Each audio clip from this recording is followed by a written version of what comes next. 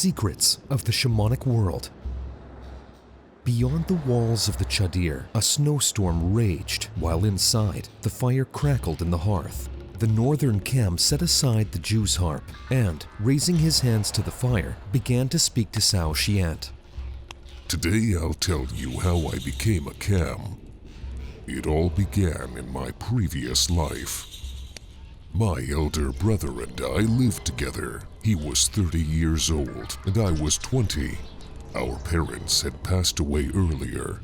When I got married, living with my elder brother, that same year, a chestnut-colored foal was born to us.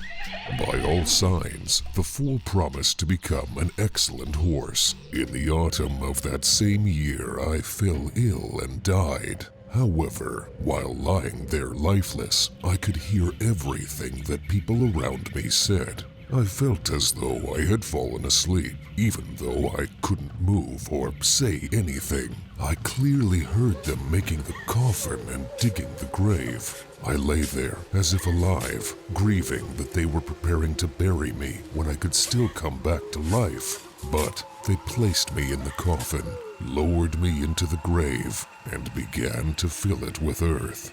I lay in the grave, and my soul wept and cried. You'll feel the same way when you die and find yourself utterly immobile. Suddenly, I heard someone above starting to break open the grave.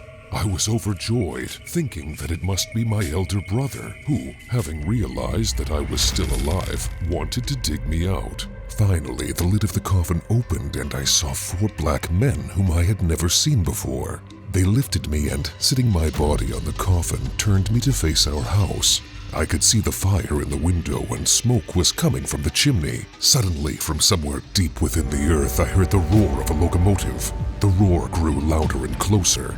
Finally, the ground began to shake, which frightened me greatly. Emerging from the depths of the grave, a completely black bull appeared, with its horns nearly touching.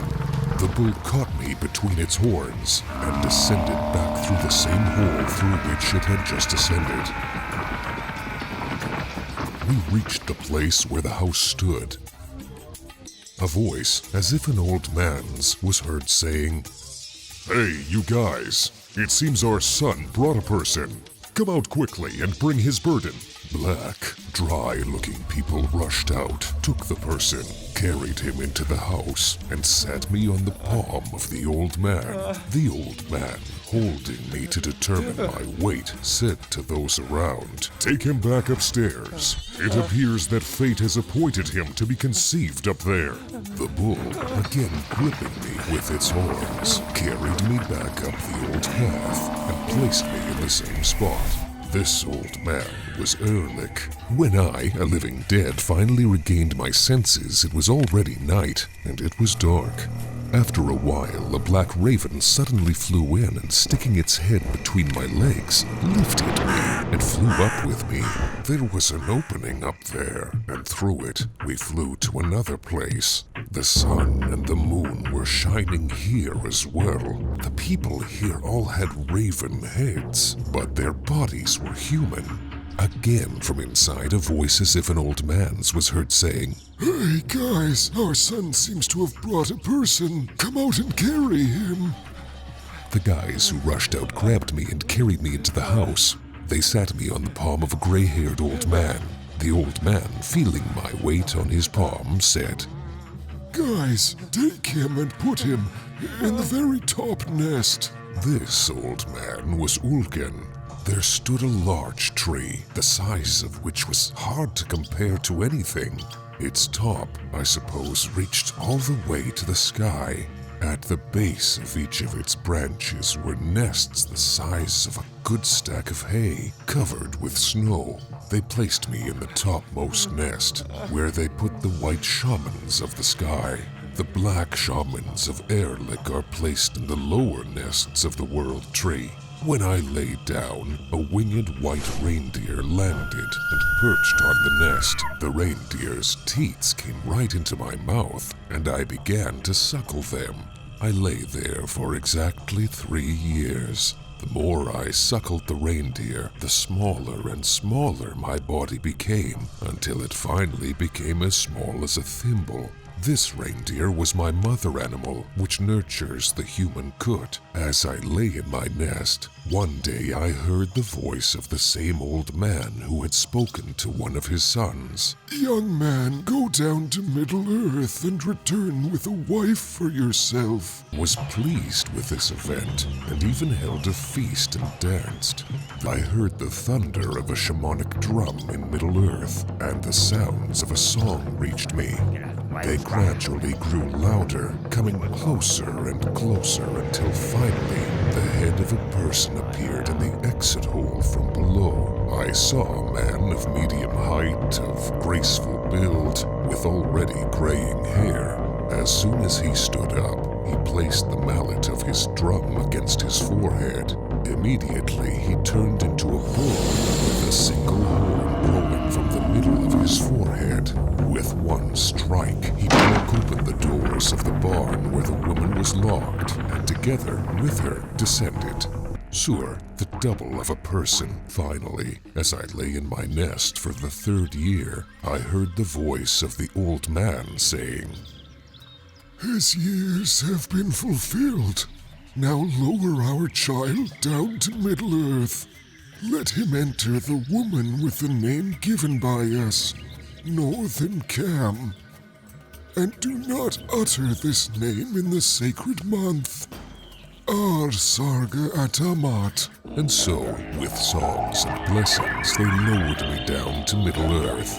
From that moment on, I lost consciousness and did not remember where or how I existed. Only when I reached the age of 5 did I recall everything in my memory.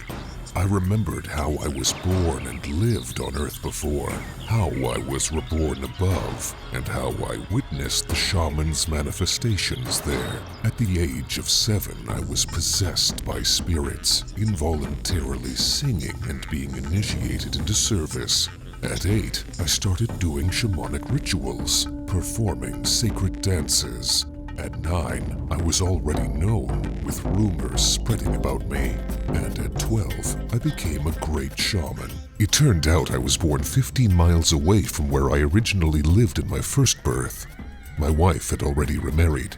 I visited my former brother, and the same chestnut foal that was born in the year of my death had become a famous horse. My relatives did not recognize me, and I did not reveal myself. One summer day, a host organized a Yak festival, the consecration of Kumis, accompanied by a ritual to uplift the souls of the livestock. I met there the same shaman who ascended upwards when I was in the nest. He recognized me immediately and said, "The first time I assisted a shaman in raising the soul of a sick woman, I saw you lying in the nest on the 9th branch, nursing from your mother beast. That's when you peeked out of the nest." Upon hearing these words, I said, "Why are you revealing the secret of my birth?" In response, he argued, "If you hold ill will against me, then destroy me, consume me. I was raised earlier on the 8th branch of that fir tree where you were nurtured. I must be reborn, nurtured by Karasuran, the Black Crow. The higher a shaman is nurtured, the stronger they become in the realm of celestial spirits. The lower they are nurtured, the stronger they are in the realm of Erlik. Among the middle branches of the world tree are the weakest shamans. Depending on the direction of their nest on the tree, they serve a particular god. East is Tengri, south is Ulgen, west is Umai, and north is Erlik. A shaman possesses an especially powerful kut and a freely soaring sur, not tied to the earth like other people. To become a shaman, one must not only be strong, but also lack earthly attachments to children, family, money, and not fear death. Then their sur double will be light, enabling them to embark on shamanic journeys through the worlds of dreams. During sleep, the soul of every person awakens and flies, traveling in the dream, shifting between the past and the future. In dreams without dreamings, it ventures into the realm of the unmanifested, the world of Tengri. When a shaman remembers during the day that the so-called reality is just a moment between a dream of the future and its transition into the past, they can remember in their dreams that they are asleep. Doesn't reality exist? It exists, but only for a moment. Old Cam chuckled as he added logs to the fire. And then, what has just been disappears and remains only in memory, only in the world of Erlik. Yet, a person's dreams and desires, when realized, become real and then begin to transform. You used to be a baby, and now you're an adult, and your infancy is just a memory. Your old age doesn't exist in the present yet, but it already exists in the future. A person is surrounded by the world of dreams, but they don't understand it. They don't realize that all their thoughts, memories, and dreams are part of the dream world. To travel freely within it, you must recognize that it's all a dream, and remember in your dream that you are asleep. Then you won't die after death, but you'll live just as you do in dreams, with the freedom to travel between worlds. Otherwise, you'll find yourself in Erlik's world, weighed down by your passions, attachments, and fears. The experience of free flight will be unknown to you. However, when you become self-aware in a dream without dreaming, you will be completely free from this world of forms, the world of births and deaths. You will comprehend the realm of Tengri Khan.